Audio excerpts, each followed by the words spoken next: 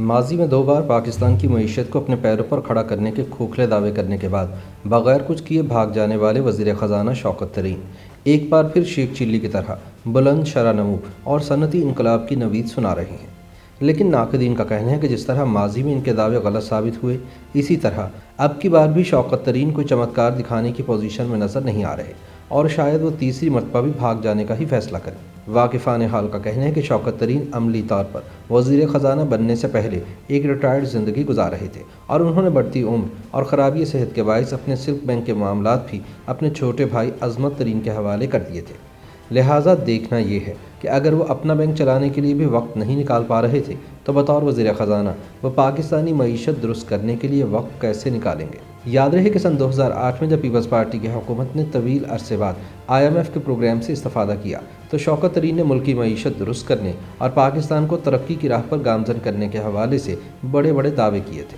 انہوں نے یہاں تک کہا تھا کہ اب ہم معیشت کو اس قدر مستحکم کر دیں گے کہ آئندہ کبھی ہمیں IMF سے قرض لینا ہی نہیں پڑے گا۔ انہوں نے مزید فرمایا تھا کہ اگر میں یہ کام نہ کر سکا تو وزارت چھوڑ جاؤں گا۔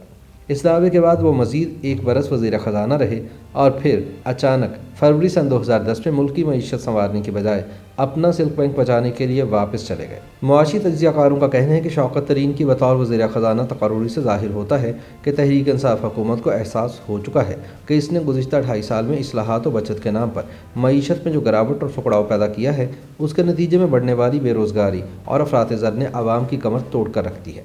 شاید حکمران جماعت اپنی باقی ماندہ مدت میں اپنی اس غلطی کو ٹھیک کرنے کے لیے تیزی سے معاشی ترقی کرنا چاہتی ہے۔ اب دیکھنا یہ ہوگا کہ ماضی میں 2 مرتبہ چلا ہوا کارتوس ثابت ہونے والے شوکت ترین کب تک موجودہ حکومت کے وزیر خزانہ رہتے ہیں اور کیا وہ ان تمام وعدوں اور دعووں پر عمل درآمد کروا سکیں گے جن کا اظہار انہوں نے وزیر خزانہ بننے سے قبل کیا تھا۔ معاشی ماہرین کے مطابق ماضی میں شوکت ترین کو جو سب سے بڑا مسئلہ رہا وہ تھا افراط زر یا قیمتوں میں اضافے کا۔ مالی سال سن 2008-9 میں افراط زر موجودہ صدی کی بلند ترین سطح پر ریکارڈ کیا گیا تھا۔ اس عرصے میں افراط زر 20.2% ریکارڈ کیا گیا، جس میں فوڈ انفلیشن کی شرح 23% تھی۔ افراط زر کی اس بلند ترین شرح کے باعث اس وقت کی governor state bank Shamshad Akhtar نے بنیادی شرح سود میں تیزی سے اضافہ کرتے ہوئے اسے 15% کر دیا تھا۔ شرح سود میں اس ہوشربا اضافے پر تاجر برادری کی جانب سے کڑی تنقید کی گئی تھی۔ اب کپتان حکومت میں شوکت ترین کو وزارت خزانہ کی باغ ڈور ایسے وقت میں دی گئی ہے جب تحریک انصاف کی حکومت کو معاشی سیاست کے میدان میں کڑی تنقید کا سامنا ہے۔ بچت کی بنیاد پر بنائی گئی پالیسیوں کے تقریباً 33 مہینوں میں اگرچہ عوام کی چیخیں تو نکلی ہیں، مگر نہ تو ٹیکس وصولی بہتر ہوئی ہے اور نہ ہی معیشت میں ڈالر کمانے کی صلاحیت پیدا ہو سکی ہے۔ شوکت ترین نے گزشتہ 2.5 سال سے جاری بچت کی پالیسی کے بجائے معیشت میں توسیع پسندانہ عزائم کے ساتھ عہدے کو سنبھالا ہے۔ وہ معیشت میں سرمایہ کاری کر کے توسیع دینے کے خواہش مند نظر آتے ہیں۔ اطلاعات کے مطابق انہوں نے وزیر خزانہ بننے سے قبل وزیر اعظم ہاؤس میں معاشی ماہرین کے ساتھ ہونے والی ایک میٹنگ میں اپنے چند اہداف کا اظہار بھی کیا تھا۔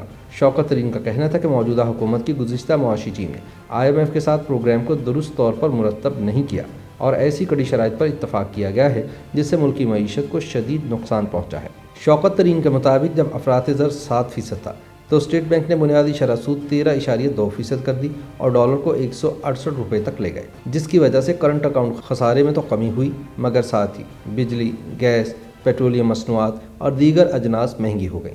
ان کا کہنا ہے کہ اگر یہ اقدامات اٹھانا تھے تو بتدریج اٹھائے جاتے اور آہستہ آہستہ بوجھ کو عام آدمی پر منتقل کیا جاتا۔ اب سوال یہ ہے کہ کیا شوکت ترین معیشت کی موجودہ صورتحال اور معاشی فیصلوں میں 180 درجے کے تضاد پر گورنر اسٹیٹ بینک کو راضی کر پائیں گے؟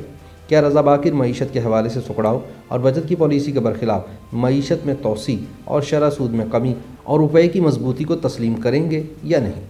معاشی ترقی کے حوالے سے شوکت ترین کا کہنا ہے کہ پاکستان کو ترقی یافتہ ملک بنانے کے لیے آئندہ 20 برسوں میں اجتماعی مجموعی ملکی پیداوار یعنی GDP میں 6 سے 8% تک ترقی کرنا ہوگی۔ دوسری جانب اگر PTI کے معاشی منشور کا جائزہ لیا جائے تو پتہ چلتا ہے کہ عمران خان کی ٹیم نے قوم سے معاشی ترقی کا کوئی وعدہ کیا ہی نہیں تھا۔ شوکت ترین کے مطابق گزشتہ 2.5 سال کی پالیسیوں نے لاکھوں لوگوں کو بے روزگار کیا ہے، جبکہ منفی شرح نمو سے 1 سال میں ملازمتی مارکیٹ میں آنے والے 45 لاکھ افراد کو روزگار نہیں ملا۔ اگر معیشت کو بغیر کسی ترقی کے چلانا ہے تو GDP میں کم از کم 2% اضافہ کرنا ہوگا۔ افراط زر کو معاشی ماہرین بدترین ٹیکس قرار دیتے ہیں کیونکہ افراط زر میں ایک تو پیداوار بڑھتی نہیں، دوسرا لوگوں کو اضافی قیمتوں کی وجہ سے اضافی ٹیکس دینا پڑ جاتا ہے۔ موجودہ حکومت کے دور میں افراط زر اگرچہ بہت زیادہ ہے مگر اس کا اثر ملکی ٹیکس وصولی پر نہیں پڑا۔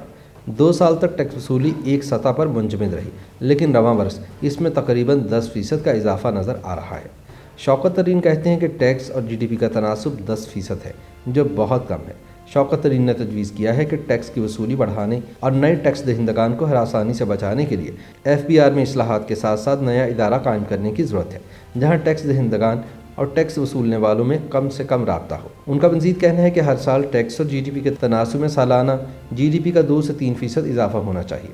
इसके अलावा शौकत तरीन ज़राअत पर टैक्स लगाने के भी हामी नज़र आते हैं। शौकत तरीन के ख्याल में मुल्की ख़जाने पर इस वक्त सबसे बड़ा बोझ गैर फ़ाल और खसारे का शिकार हुकूमत के कारोबारी इदारे और तवानाई का शोबा है।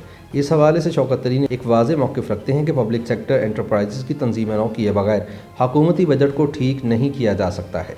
शौकत तरीन मुल्की ख़जाने में मुख्तस फ़ंड्स को GDP की तरक्की के लिए इस्तेमाल करना चाहते हैं। उनका कहना है कि बजट में मुख्तस किए गए तरक्याती फ़ंड्स को इस्तेमाल किया जाएगा और तरक्की के लिए प्लानिंग कमीशन को फ़ाल किया जाएगा ताकि वह मौसर तरक्याती मनसूबे तश्कील दे सके।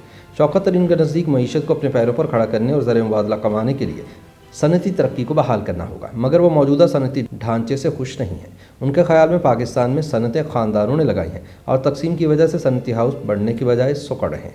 इन सनती घरानों को कॉर्पोरेट करने की ज़रूरत है। सनती तरक्की के हवाले से शौकत तरीन की नज़रें चीन पाकिस्तान इक़्तिसादी राहदारी यानी CPEC पर जमी हुई हैं। वह चाहते हैं कि CPEC के ज़रिए चीनी सनतों को पाकिस्तान लाया जाए। इस हवाले से अहम पेशरफ्त हो चुकी है और रशकई के खुसूसी सनती जोन में पहली चीनी कंपनी ने अपने यूनिट को कायम करने के लिए काम शुरू कर दिया है और वहाँ बिजली की फराहमी के लिए हुकूमत ने भी इक़दाम शुरू कर रखे हैं। दूसरी जानिब चीन का कहना है कि वह हाई ग्रोथ रेट से बढ़कर हाई टेक ग्रोथ रेट की जानिब जाना चाह रहा है और मुतादिद सनतें ऐसी हैं जिनको चीन अपनी मेन लैंड से मुंतकिल करना चाहता है। अब पाकिस्तान को जल्द अज जल्द इन सनतों को पाकिस्तान लाने की कोशिशें करना हो। ताहम देखना ये है कि शौकत तरीन अपने इन अज़ाइम पर अमल दरामद करवा पाते हैं या माजी की तरह अचानक एक रोज़ इस्तीफ़ा देकर घर चले जाते हैं। YouTube पर गूगली न्यूज देखने के लिए youtube.com की सर्च बार में गूगली न्यूज TV टाइप करें। गूगली न्यूज के पेज पर सुर्ख रंग के सब्सक्रिप्शन वाले बटन पर क्लिक करना ना भूलिए। YouTube पेज पर अपलोड होने वाली वीडियोस से बाखबर रहने के लिए बेल आइकन पर क्लिक कीजिए। आपको हर नई वीडियो के बारे में नोटिफिकेशन मौसूल हो जाएगा।